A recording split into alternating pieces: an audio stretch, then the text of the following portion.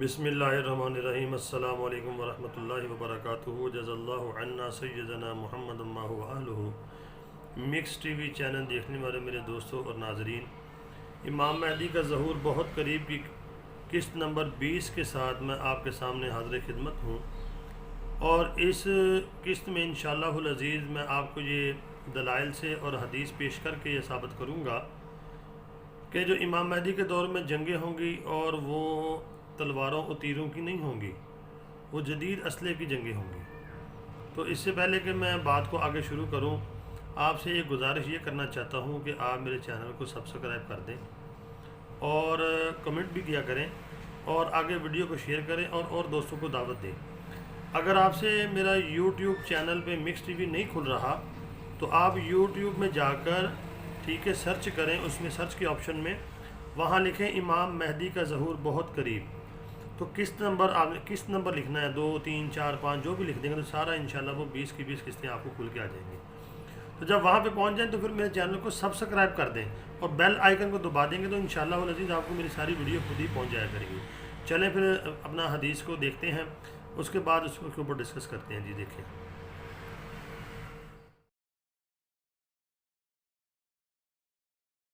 اچھا جی، یہ دیکھیں حضرت حذیفہ کی مفصل حدیث میں ہے کہ جنگ اعماق میں اللہ تعالیٰ فرات کے ساحل سے خراسانی کمانوں کے ذریعے سے تیر برسائے گا۔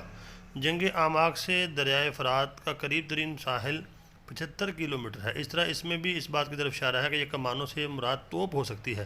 اس کے علاوہ اس طرح کے کافی اشارات ہیں جن سے یہ بات ثابت ہوتی ہے۔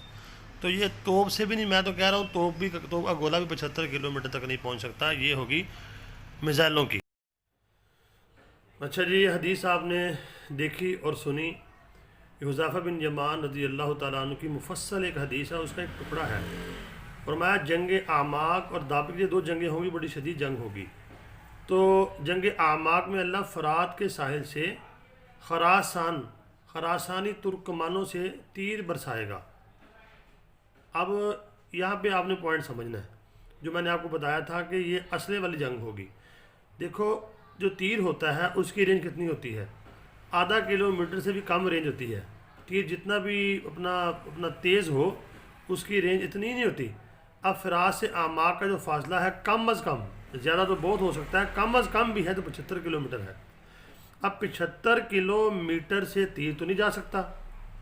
تو اب یہاں بات سمجھیں، یہ جو میں نے کہا تھا کہ جدید اسلحہ استعمال ہوگا، مطلب یہ ہے کہ یہاں پہ توپ کا گولہ بھی نہیں جا سکتا 75 کلومیٹر۔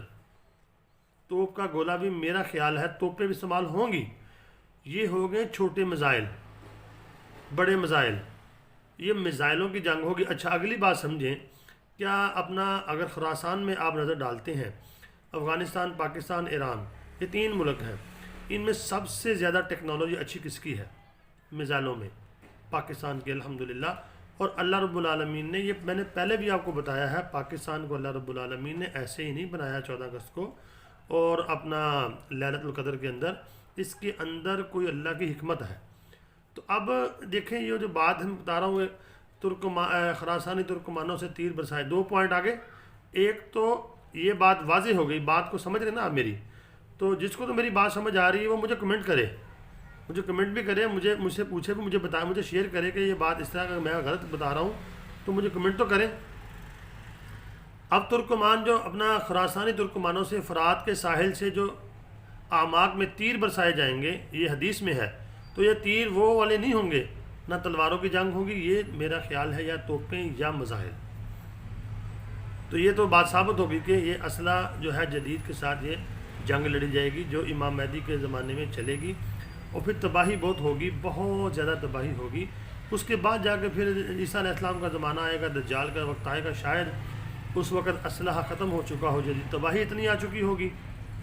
تو آپ کو میری بات سمجھ آ گئی ہوگی، مجھے تو بات سمجھ آ گئی ہے، اور حدیث کی روح سے۔ تو اللہ رب العالمین سے دعا ہے اللہ رب العالمین میرے ایمان کے اور آپ کے ایمان کی بھی حفاظت فرمائے۔ یہ امام مہدی کا ظہور بہت قریب کا 20واں الحمدللہ ہم نے ایپیسوڈ جو تھا وہ اس پہ ہم پہنچ چکے ہیں۔ رسول پاک صلی اللہ علیہ وسلم کی حدیث ہے، خیر الناس من ینفع الناس۔ آپ نے فرمایا تم میں سے لوگوں میں سے بہترین لوگ وہ ہیں جو لوگوں کو نفع دیں۔ تو میں تو اپنا بھی ایمان بنا رہا ہوں، آپ کا بھی ایمان بنانے کی کوشش کر رہا ہوں، اور طبی لحاظ سے بھی میں کچھ نا لوگوں سے باتیں شیئر کرتا ہوں۔ وہ یہ کسی بندے کے نا معدے پہ کھانا کھاتے ہیں تو کھانا یہاں پہ رک جاتا ہے، تو میں اس کی بھی ایک دوائی دیتا ہوں، پہلی 2 خوراکیں بالکل فری دیتا ہوں۔ کسی کا مطلب کھانا کھایا تو کھانا یہاں پہ رک جاتا ہے، نیچے کھانا نہیں جاتا، تو یہ ہوتی ہے معدے میں کے اندر گرمی ہو جاتی ہے اور معدے کی خرابی کی شروعات ہوتی ہیں۔ تو 2 انشاءاللہ خوراکیں آپ کو دوں گا فری، تو جس نے لینی ہو تو میرا نمبر ہے اپنا ڈسکرپشن میں ادھر بھی ہوگا، پچھلی قسطوں میں دیکھ لیں جا کے، نمبر میرا ہوگا اس میں، تو اس میں بھی لکھ دوں گا اپنا نمبر۔ کسی کو اگر وہ دوائی فری چاہیے، پہلی 2 خوراکیں بالکل فری دیتا ہوں، انشاءاللہ اسے آرام آ جائے گا۔ ضرور کریں۔ السلام علیکم ورحمۃ اللہ وبرکاتہ۔